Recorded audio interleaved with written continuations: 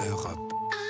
Europe 1. Marion, ce sera pas du Dibi, ce sera autre chose. Direction Mours-Saint-Eusèbe, à 80 km de Grenoble. Alors pour y manger quoi? Alors aujourd'hui on va manger des ravioles du Dauphiné. Vous savez, ce sont des petits raviolis, des petites pâtes fourrées de moins de 2 cm. Alors elles bénéficient d'un label rouge depuis 20 ans, d'une indication géographique protégée depuis 9 ans. Et pour nous en parler, on accueille Grégory Manoukian. Bonjour Grégory. Bonjour à toutes et à tous. Bonjour. Et vous êtes le gérant des ravioles de la mère Maury. Alors les premières ravioles du Dauphiné sont nées au XVIe siècle. Il y a une histoire de bûcheron derrière, je crois. Voilà, tout à fait. Donc les ravioles sont nées à la fin du XVIe siècle par des bûcherons italiens qui étaient venus aider des bûcherons dans le Vercors à acheminer des troncs d'arbres par l'Isère pour fabriquer des barrages.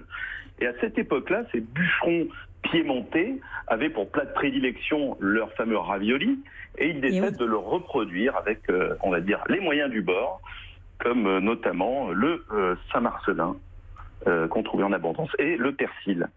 Et uniquement le Saint-Marcelin et le persil. Alors la recette, elle a évolué, notamment au 19e siècle. Alors il y a eu des cuisinières spécialistes des ravioles qu'on appelait les ravioleuses. Elles se déplaçaient dans les fêtes traditionnelles. Oui.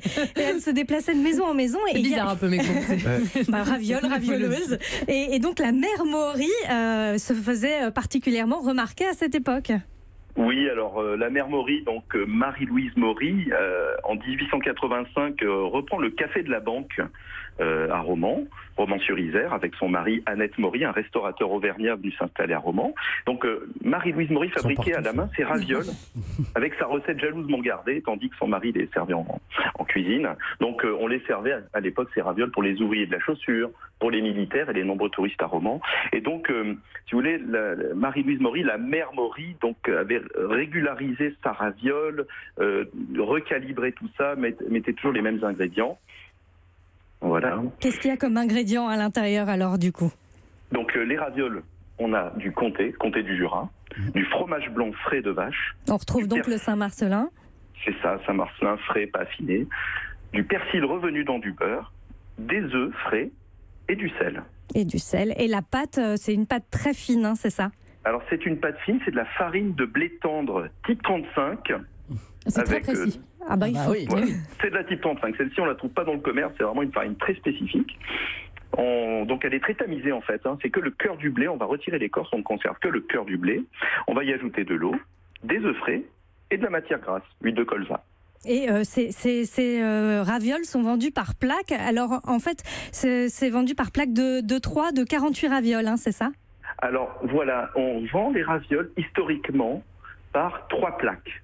3 fois 48, ça équivaut à 144 unités, pour la petite anecdote. Et est-ce que vous savez, je suis sûr que les auditeurs et les auditrices, peut-être certains le savent, comment on appelle cette unité de mesure moyenâgeuse de 144 unités? Alors là, aucune idée. Une grosse, hein, c'est ça? C'est cela, absolument. Ouais. C'est la grosse. Alors on vendait en grosse de ravioles. Donc on demande une grosse. On vient chez vous, on demande une grosse. Une grosse, c'est 12 douzaines, 144 unités, l'équivalence de 3 fois 48, tout simplement. J'ai une question, est-ce qu'il faut qu'elle fasse une taille précise? Parce que il y a une indication géographique protégée, on dit moins de 2 cm, est-ce que c'est précis au millimètre? Alors on a une toute petite tolérance, il faut vraiment rentrer dans les clous du cahier des charges. On rentre dans la technicité de la raviole. C'est quoi la tolérance?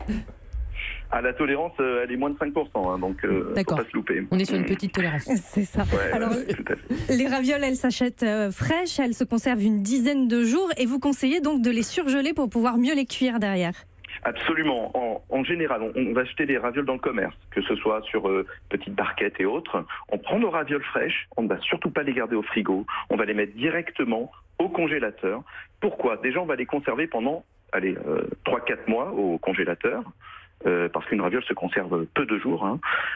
Et ensuite, les petites plaques vont durcir. Donc qu'est-ce qu'on va faire? Quand ces petites plaques seront toutes dures, on va exercer une petite torsion sur les plaques. On va constater qu'elles vont se détacher d'elles-mêmes. On va retirer les petits papiers et on va les prendre directement détachés, congelés, et on va les plonger dans un petit bouillon de poule, voilà, avec un peu de beurre. Un peu frémissant. Et on va les plonger seulement 60 secondes maximum, même si elles sont surgelées. Donc en fait, la raviole, il faut bien savoir que les cuire déjà surgelés, détachés, on est sûr et certain de réussir sa cuisson. Et voilà, c'est tout simple. Vous avez compris, une noix de beurre, un peu de sel de Guérande. Merci Grégory Manoukian. Il en Avec parle bien, plaisir. Greg. Hein. Bah oui, merci Grégory. Merci Loïc, à bientôt tout le monde. Merci. Au revoir, merci beaucoup. Europe 1.